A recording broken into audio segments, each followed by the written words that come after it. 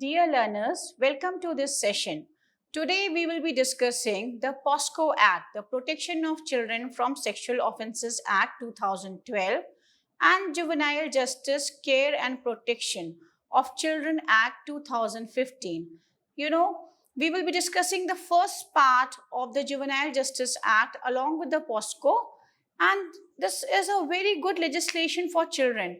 When we talk about human trafficking of children, these are the two legislations which should be looked down upon while referring to cases of trafficking of children. So, if we talk about the intention or the purpose of the POCSO Act, then this act is to protect children from offenses of sexual assault, sexual harassment, and pornography, and provide for establishment of special court for trial of such offences and for matters connected therewith or incidental thereto. So this is a very good legislation, which talks about all the offences related to child, then of sexual harassment and pornography. Section 2D defines child. Child means any person below the age of 18 years. So this is good that we are having a consensus, Juvenile Justice Act and this act. Then 2DA talks about child pornography. That means any visual depiction of sexually explicit conduct involving a child, which include photograph, video, digital or computer generated image, indistinguishable from the actual child and image created, adapted or modified but appear to depict a child. This is very important. We are using internet. Even the small children are studying on the internet. So are they aware about the cyber crimes and the crimes related to pornography and online gaming? So here this act is there, which should be known to all the parents listening, and every parent should also try to understand the act and then to make the child understand do's and don'ts for using technology. Penetrative sexual assault is defined in Section 3 and punishment for the same is given in Section 4. Section 5 talks about aggravated penetrative sexual assault and Section 6 deals with punishment related to it. Section 7 deals with sexual assault and Section 8 deals with punishment regarding the same. Section 9 deals with aggravated sexual assault and Section 10 deals with punishment regarding the same. Section 11 talks about sexual harassment and Section 12 talks about the punishment for sexual harassment. Section 13 talks about child use for pornographic purposes and Section 14 and 15 deals with the punishment regarding the same. Section 25 deals with recording statements of a child and Section 25 deals with recording statement of a child before the magistrate. Section 27 of the Act deals with medical examination of the child.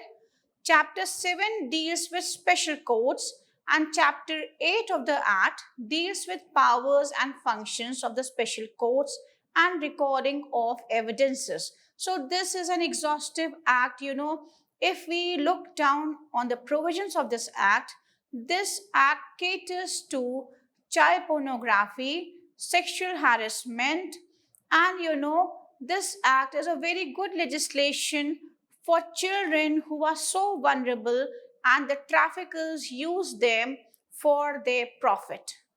Then we have the Juvenile Justice Care and Protection of Children Act 2015. The purpose of this act is an act to consolidate and amend the law relating to children alleged and found to be in conflict with law. So we know that we had the Juvenile Justice Act. Now that has been amended and this is the legislation. So there are two types of children, under this act. One is the children in need of care and protection, and the second type of children are children who are in conflict with law.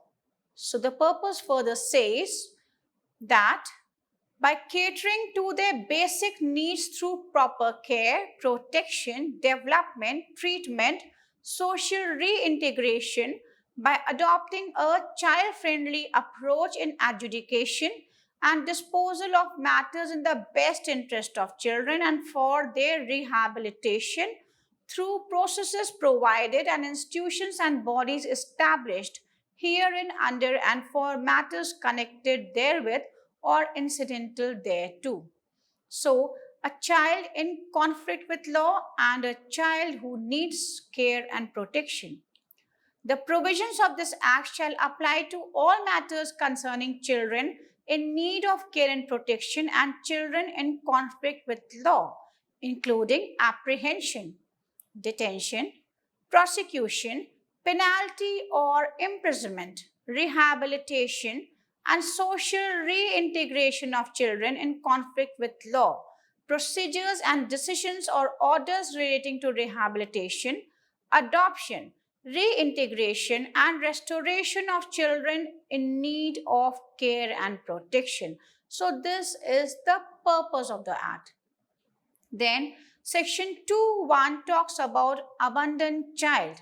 Abandoned child means a child deserted by his biological or adoptive parents or guardians who have been declared as abandoned by the committee after due inquiry. So, children who have been abandoned, or who have been deserted by their biological or adoptive parents or guardian are under this purview. Aftercare means making provision of support, financial or otherwise, to persons who have completed the age of 18 years of age but have not completed the age of 21 years. So, children, between the age of 18 to 21. So, any person who has not completed the age of 21 will have this option of aftercare facility and have left any institutional care to join the mainstream of the society. Begging means soliciting or receiving alms in public place or entering into any private premise for the purpose of soliciting or receiving alms under any pretense. We have already discussed that begging is an offense in India. Exposing or exhibiting with the object of obtaining or extorting alms, any sore, wound, injury, deformity, or disease, whether of himself or of any other person or of any animal. So, 2.9 defines best interest of child, which is there in the objective also. Best interest of child means the basis for any decision taken regarding the child to ensure fulfillment of his basic rights and needs, identity, social well being, and physical, emotional, and intellectual development. We have this law, Juvenile Justice Act is there, POSCO is there. Then why do we find children being abused, sexually abused, abuse for labor, abuse for hazardous employment, abuse for organs? This is all because of ignorance of law, and somehow the implementation machinery is not able to reach to these children. So we need to create awareness about these laws. Secondly, we should have a system of monitoring and transparency so that the public distribution system reaches the needy people, and we are able to address the needs, and somehow we are able to address the vulnerabilities of these children and their family members. Section 12 talks about child means a person who has not completed 18 years of age. Section 13 says child in conflict with law. We have said that this act caters to two types of children. One is child in conflict with law, The other is child in need of care and protection. So now section 13 defines who is a child in conflict with law. Means a child who is alleged or found to have committed an offense and who has not completed 18 years of age on the date of commission of such offense. And this definition is very important. You cannot see children as criminals. You cannot keep children with hardcore criminals or habitual criminals. You have to have a machinery to keep these children away from the habitual criminals and rehabilitate and reintegrate the children back into the society, because children are the future of the country. Section 214, child in need of care and protection, means a child who is found without any home or settled place of abode and without any ostensible means of sustenance. Children, who are staying on the roads, who is found working in contravention of labor laws for the time being enforced, or is found begging or living on the street, who resides with a person, whether a guardian of the child or not, and such person has injured, exploited, abused, or neglected the child, or has violated any law for the time being enforced meant for the protection of children. As parents, we owe a duty. As guardians, we owe a duty. So, even the homes where children are kept have certain rules and regulations to follow. So we have to also do our functions. If we are not working properly, then these children are exposed to vulnerability. Or has threatened to kill, injure, exploit, or abuse the child, and there is a reasonable likelihood of the threat being carried out. So if you threaten the child to kill him, to injure that child, to exploit or abuse the child, and there is a reasonable likelihood that the threat will become a reality, or has killed, abused, neglected, or exploited some other child or children, and there is a reasonable likelihood of the child in question being killed, abused, exploited, or neglected by that person. So, this talks about traffickers. The traffickers do abuse children and do exploit them for their benefits. Who is mentally ill or mentally or physically challenged or suffering from terminal or incurable disease, having no one to support or look after, or having parents or guardians unfit to take care if found so by the board or the committee. So, children who are physically or mentally challenged or suffering from a terminal or incurable disease, and they don't have means, their parents may not be having means to sustain, to take care of their medical expenses, their mental well-being, then by the committee, if they are found, then these will be under this section.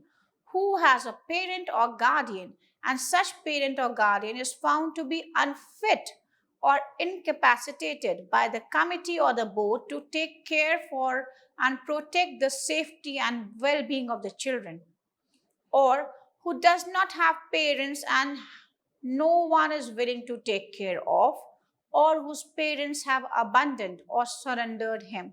This is the plight of a small child. The child is so vulnerable, and if the parents do not take care of him, or abandon the child or surrender the child, then the child feels very helpless and has no place to go. So the child is under this section. Who is missing or a runaway child, or whose parents cannot be found after making reasonable inquiry in such manner as may be prescribed. Missing children who has been or is being or is likely to be abused, tortured, or exploited for the purpose of sexual abuse or illegal act. All these children who have been abused sometime or the other in their family, who have left their family, or the family has left them, will be under this section.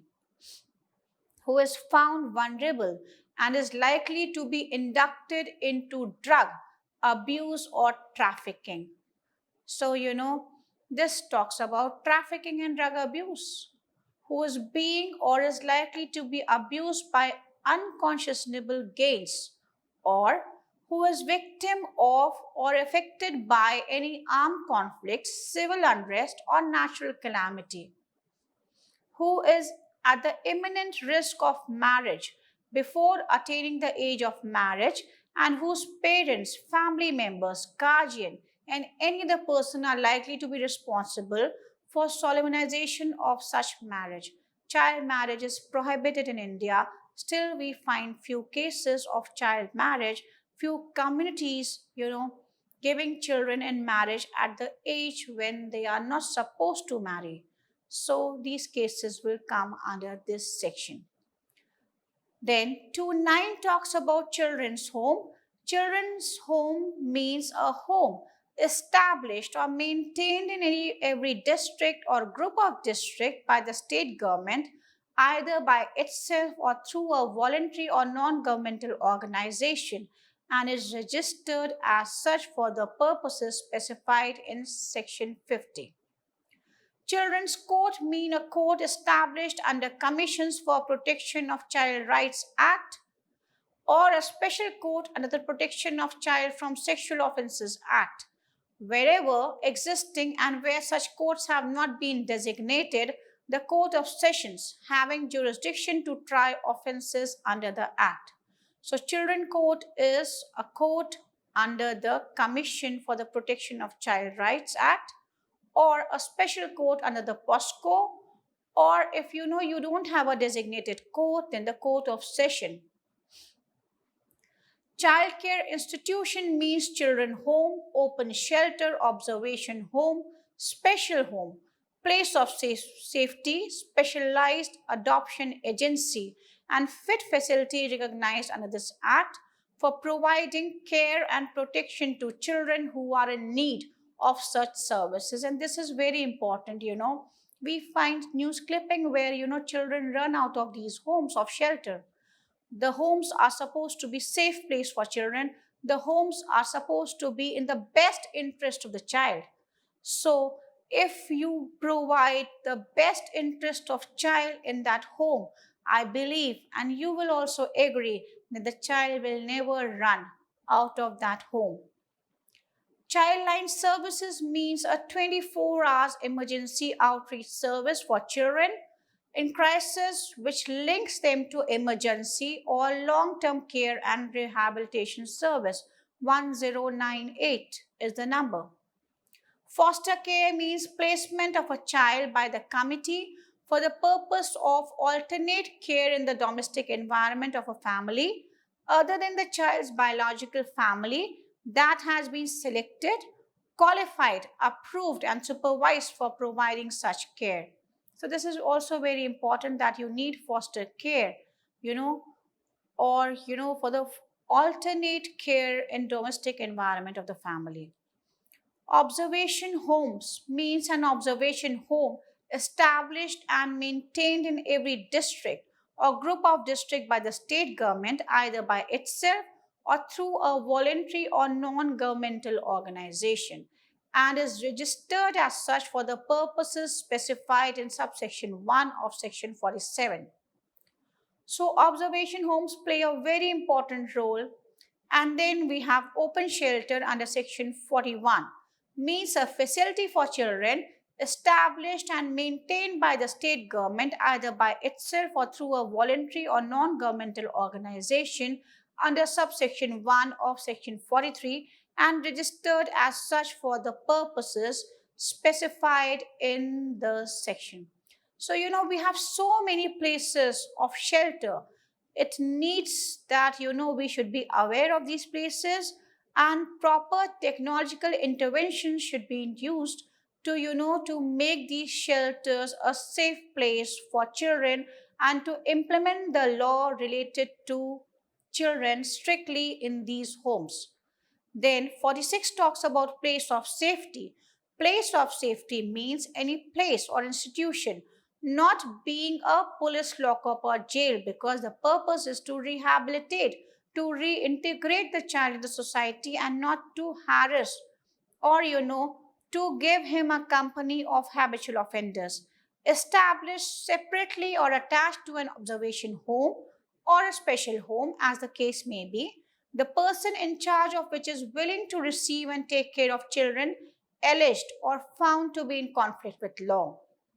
By an order of the Board of Children's Court, both during inquiry and ongoing rehabilitation after having been found for a special period and for the purpose specified in the order.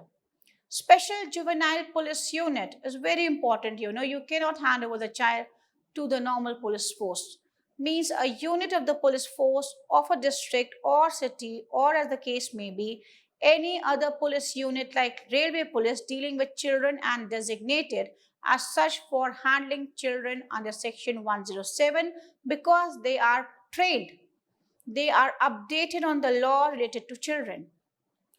Then, special homes means an institution established by the state government or by a voluntary or non governmental organization registered under Section 48 for housing and providing rehabilitative services to children in conflict with law who are found through inquiry to have committed an offense and are sent to such institution by an order of the board. Surrendered child means a child who is relinquished by the parent or guardian to the committee on account of physical, emotional, and social factors beyond their control and declared as such by the committee. And this is the plight of the children. Their own family relinquish them. So, in the end, I would just like to say that we have, discussed the provision of POSCO, and then we have defined different, terms used under the Juvenile Justice Care and Protection of Children Act. So now you understand these terms. So somebody if talks to you about an observation home, you know that what is an observation home. If we talk about children court, if we talk about special police, then you should all know about these terms. And in the end, I would just like to say that be safe and try to protect your rights and be aware about these legislations. Thank you for the session.